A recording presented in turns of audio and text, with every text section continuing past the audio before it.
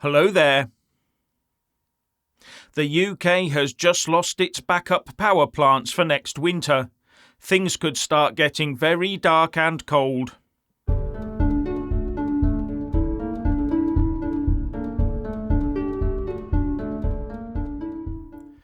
The UK national grid has lost 2.4 gigawatts of backup electricity generating capacity, which could well make the UK less energy secure. What's happened is that the 4 coal-fired power generating units we have left that were on standby last winter will not be available to provide contingency support basically ever again. 3 of the units are being decommissioned, and 1 will still be operating but on a commercial basis only for the next year or so, as all coal-powered electricity generation in the UK is to be stopped from October 2024. That's just 16 months away.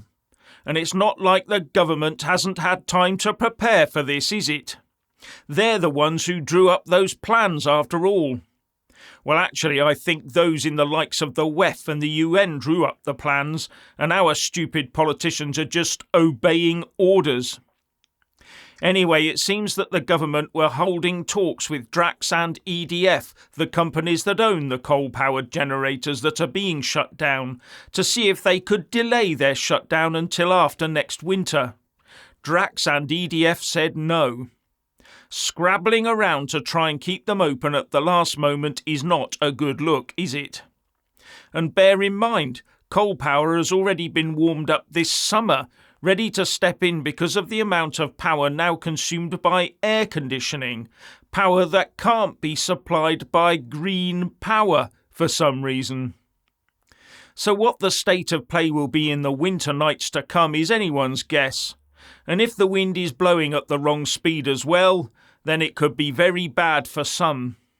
We'll probably see a return of that rolling blackout plan developed for last winter, but this time it might actually be used. And will we be ordered to stay at home a day or 2 a week and be told to minimise the use of energy to keep the NHS safe and running? Where's all that wonderful cheap green energy we were told would be here to replace coal, gas and oil? Where is it? There was only ever one real solution, nuclear power, and they blew that one. Not just the Tories, the whole lot of them. The more you look at this whole lack of energy security, the more you suspect it's a well-oiled plan to shut the country down.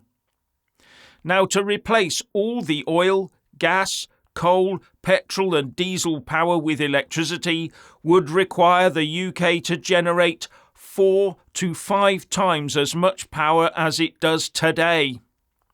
That's the scale of the problem, and we are nowhere near doing that with renewables. No, the only solution now is the people will have to get used to having a lot less of just about everything. But the madness doesn't stop there.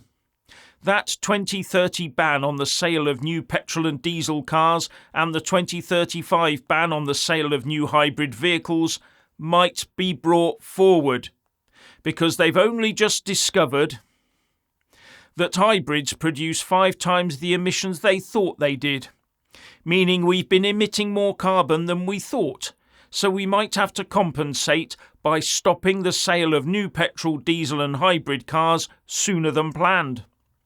So they must all be swept away. Even though the report also says we've not got enough EV charging points yet. Just so the UK can stay at the forefront of net zero and be seen to be the world leaders. The independent statutory body set up under the Climate Change Act of 2008 has produced its latest report and basically said the UK is falling behind its own targets. So we must work harder and faster to remove oil, gas and coal from the UK. They also seemed worried about reputations, with one of its key takeaways being we must retake a clear leadership role internationally. The UK will need to regain its international climate leadership. Bankrupting the nation for net zero reputations. Well, we're going to get the reputation of being net zero suckers at this rate. And the report talks about limiting traffic growth and car demand reduction by getting people into sustainable transport. Why not just say we want the proles out of their cars and onto saddles and shoe leather? The whole document just barks at you, while China just blithely sails on and continues to build and run coal-powered generating stations. And here's an outcome from the move to net zero. The Green Council in Brighton and Hove had, over the years, increased their car parking charges hugely, and there were more eye-watering rises in the pipeline, some as high as 300%. These rises also impacted on key workers. But despite the much higher prices, car parking revenue fell by 1.2 million quid as people just stayed away, says the Telegraph. And the new Labour administration is launching a review of the whole car park charge structure. All the Greens did, it seems, was tax the life out of the place. And if fewer people are visiting, then presumably local businesses are also suffering. Now, the new Labour Council are calling this incompetence by the Greens. But the whole Green philosophy is the net zero project. They would probably revel in the fact that they forced fewer people to drive into and about their city, even if it does drag the finances down with it. Wasn't that the aim? Fewer cars, fewer people, less activity, less energy used? And this is what we can expect up and down the country in future as more and more attempts are made to drive cars off the roads. But it's no good Labour councillors talking like this about the Greens when we've got Keir I Like Davos Starmer about to enter number 10 and try and turn the whole country net zero overnight. I wonder if he has a dream that will be his lasting legacy. That he will be the Prime Minister that got the whole country to embrace a stultifying and monotonous net zero life. The Prime Minister that got the UK population to accept they will have less stuff, less travel and fewer opportunities. But of course we'll all be happy and content with our lot, just like the serfs of years gone by. Conspiracy theorist and Reclaim MP Andrew Bridgen Conspiracy theorist Andrew Bridgen. That man has done nothing but present facts to Parliament, to the press and to the British people, and yet he has been berated and branded a conspiracy theorist. Only the other day he was once again branded a conspiracy theorist. Anyway, Andrew Bridgen, he tried to push something through Parliament that would protect our children, our most vulnerable children. Not just our most vulnerable, all children, but all children are vulnerable.